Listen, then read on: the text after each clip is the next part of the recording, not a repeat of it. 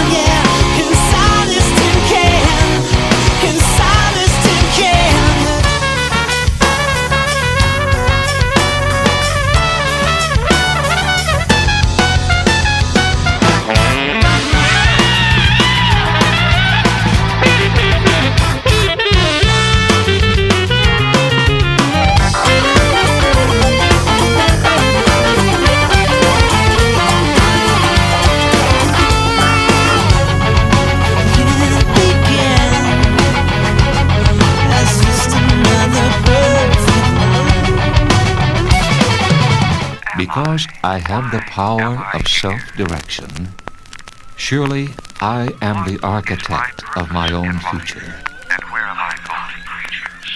So as I said, this is my first encounter with Thank You Scientist, and this is also the last album we have on them on this list. Now this is Stranger Heads Prevail, it's their second album and it was released in 2016. So this band of a 7-man ensemble originates from New Jersey, and in their relatively short career they have been able to attract a considerable fan base of prog rock enthusiasts. So in addition to being prog, this album is actually categorized as crossover prog. Now I don't see a lot of crossover prog albums on this list, so what this basically means is that this album is prog, 100% prog, but it does also take quite a lot of inspiration from other musical genres and tries to conform somewhat to what makes popular music popular. So this can all be definitely felt because it combines a lot of blues, jazz, metal into their music, and it is overall more accessible than other progressive rock music. Now we are almost reaching 100 episodes and I have learned a lot about my preferences when coming to listening to new albums, and one of the things that I realized is that accessibility usually doesn't go well with me. I find that more obscure and creative ideas usually tend to feel better with me than things that try to point themselves to the mass public. So while I can tell you that most of this album is very proggy, I found myself not connecting to most of the tracks on here, and most of my review is based on objective thoughts rather than subjective thoughts. And honestly, the first and the last track on here, being the prologue and the epilogue, are really good and I like them quite a bit. They really incorporated everything that was to be found on this album, and they gave a great introduction and a closing off to this album, but they are pretty short when it comes compared to the other tracks on here, so they weren't really a major factor when it came to rating this album. So I'm gonna start with what I personally liked about this album. So firstly, I really love the way that they use brass horns and, wind instruments on here. It really helped to enrich the music, give it a more lively feeling and a very overall, grandiose tone in some way, which I really loved, and I think they used it very well in a lot of situations. And as much as I love the brass horns, I think that the instrument that really gave this album the overall push was the violin. It was used as a lead instrument, not as a background instrument, and I love that use all the more. I think the best example for it has to come on the song Psycho Pump. That song has the electric violin, which is a very underutilized instrument in all of music as a whole,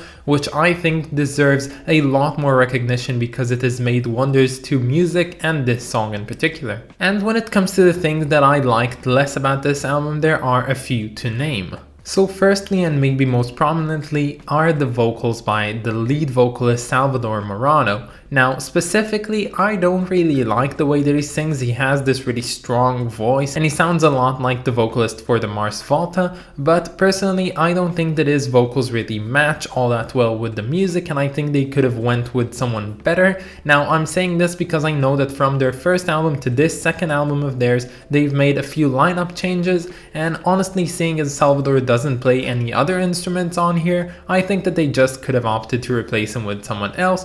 But I don't know, there's probably a lot of politics around this entire thing, but I think that another vocalist on here could have made a huge difference. And honestly, because of that, I much prefer the songs on here which didn't focus on the vocals and more on the instrumentation. My favorite song on here is the Rube Goldberg Variations, which is almost 8 minutes of pure progressiveness, which I love to bits. It's almost a perfect song and definitely outweighs all the other ones on here. And honestly, for most of the vocal driven songs on here, I feel that the progressiveness only comes in tiny bits between the verses, and I don't really like it all that much. I much prefer the progressiveness to remain while someone is speaking and singing and not to dissipate. And the last criticism I'm going to throw at you is a criticism which I've already given to Magma's album KA, and that's the fact that this album just doesn't know how to take the chill pill. Because you know, the music on here, it always is on some kind of sugar rush and it doesn't just go ahead and relax, and I don't like that all that much.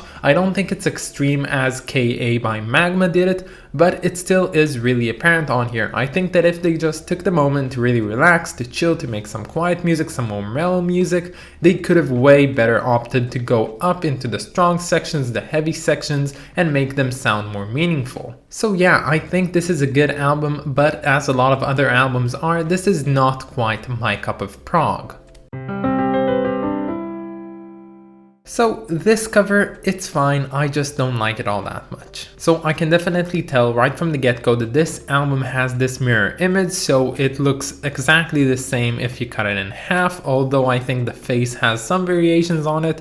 And honestly, when you make a cover like this, I think that you could add a more personal touch, and instead of making it a computer drawn one, you can draw it by hand, so there's tiny dissimilarities between the two sides. And I don't know, I don't feel like this collage of multiple, images really strikes me as very impressive. I think that an album like Uncle Meat by Frank Zappa was much more impressive when it came to making a collage. Very, very disorganized, yet very, conclusive in what it's trying to pass. This one just kind of feels like the name of the band, Thank You Scientist, sort of relates with what we're seeing on here, but when it comes to relating to the music of this album, I don't find it all that much similar. So yeah, this interesting album by Thank You Scientist will receive a 7 out of 10. But that's about it, guys. I hope that you enjoyed this video, and stay tuned for tomorrow because we're going to be listening to Voyager by Kayleen Lloyd. Now, she is very unknown. I doubt whether anyone watching this video or my channel as a whole even knows who she is, but let me tell you that I've already listened to that album and it's definitely something interesting. So if you're into discovering new music that no one else knows, you should probably go ahead and check tomorrow's video. But that's about it, guys. Have a wonderful day and I'll catch you all tomorrow. Bye, guys.